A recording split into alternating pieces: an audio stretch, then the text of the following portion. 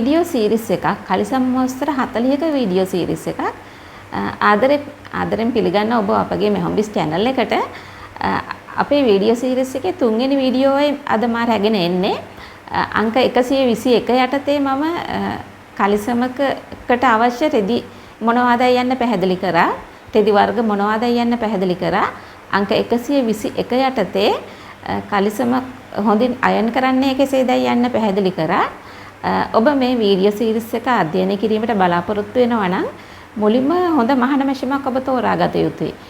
මහන මැෂින් තෝරා ගැනීම සඳහා අංක 100 වීඩියෝ අධ්‍යයනය කරන්න. ඉන්පසු ඔබගේ මහන මැෂින් පුහුණු වීමට ඔබ නොදන්නේ නම් පුහුණුව අවශ්‍ය නම් අංක 102 වීඩියෝ අධ්‍යයනය කරන්න. ඒත් එක්ක මේ කලිසම් මෝස්තර 40ට ළමා වැඩිහිටි අන්ඩර්වෙයර්ස් පවා අයිති. ඒ අන්ඩර්වෙයර්ස් සමගම තමයි මෝස්තර 40 සකස් කරලා තියෙන්නේ. මේ වෙනකොටත් එයින් 3ක් අපි අප්ලෝඩ් කරලායි තියෙන්නේ. අංක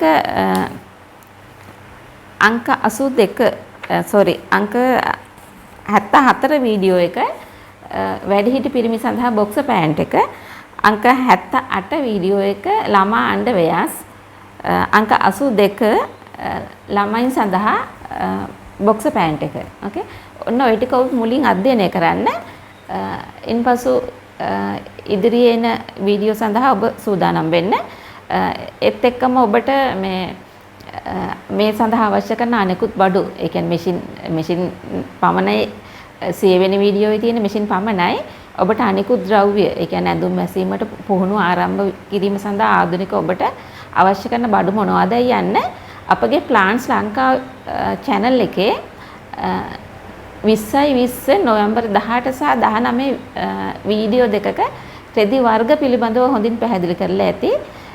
ඒත් තවත් එම channel එකේම ප්ලාන්ස් ලංකා channel එකේම තවත් වීඩියෝ එකක අනෙකුත් අවශ්‍ය කරන සියලුම උපකරණ සඳහන් කර ඇති. ඔබ එම වීඩියෝස්ද අධ්‍යයනය කරන්න. අද මෙම වීඩියෝවෙන් පැහැදිලි කරන්නේ කලිසමක ඉන විශාල නම් කුඩා කරගන්න ආකාරයද, ඉන ලොකු නම් විශාල නම් කුඩා කරගන්න ආකාරයද, ඉන මදි නම් ඉන ලොකු කරගන්න ආකාරයද යන්නයි. එතෙන්දී ඇත්තට මේක රෙඩිමේඩ්, ඒ කියන්නේ මේ ඔබ ඩෙනිම් කලිසමක මේකින් මේ දේ බලාපොරොත්තු වෙන්න එපා. ටේලර් කෙනෙක් මහපු එකක තමයි මෙන්න මේ වාසිය තියෙන්නේ. මේ වාසිය කියන්නේ මෙතන පිටුපස මැද මේ තියෙන්නේ. කලිසමක පිටුපස මැදින් ටේලර් කෙනෙක් මහනකට මෙන්න මේ වාසියක් තියලා තියෙනවා. මේකට අපි කියන්නේ ඉන විශාල කිරීමේ වාසිය කියලා. මේ වාසිය තියෙන කලිසම් සඳහා පමණයි මම මේ වීඩියෝ රැගෙන එන්නේ. එතනදී ඔබට ඉන විශාල කිරීම සඳහා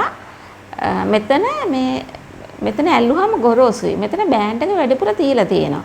මෙතනින් කොච්චරද වැඩිපුර තිබ්බේ අන්න එම ප්‍රමාණයෙන් මෙතන බෑන්ඩ් එකෙත් වැඩිපුර තියලා තියෙනවා.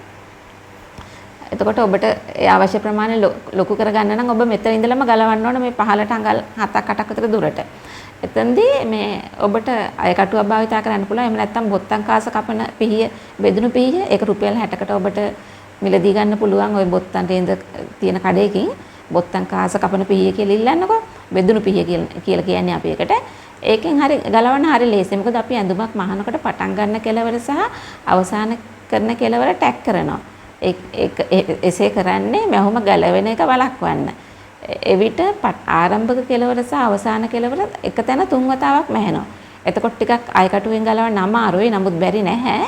එතෙන්දී ඔබට මේ බොත්තම් කාස කපන බෙදුණු පිහියෙන් ගැලවීම හරි ලේසි. මොකද ඒකෙන් ගලවනකොට නූල කැපි යනවා. හරි. එතකොට දැන් මම කිව්වේ ඔබට ඉන විශාල කරගන්න. ඉන කුඩා කරගන්නේද මෙතනින්ම තමයි. ඔබට මෙතනින් ගලවලි වල අවශ්‍ය එක මැහුම් පාරයි ගහන්න ඕන.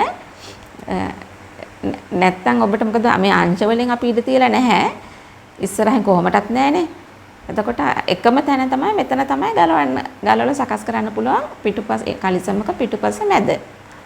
ඉතින් එහෙමනම් අපගේ ඉදිරි වීඩියෝස් නැරඹීමට ඔබ සූදානම් වන්න.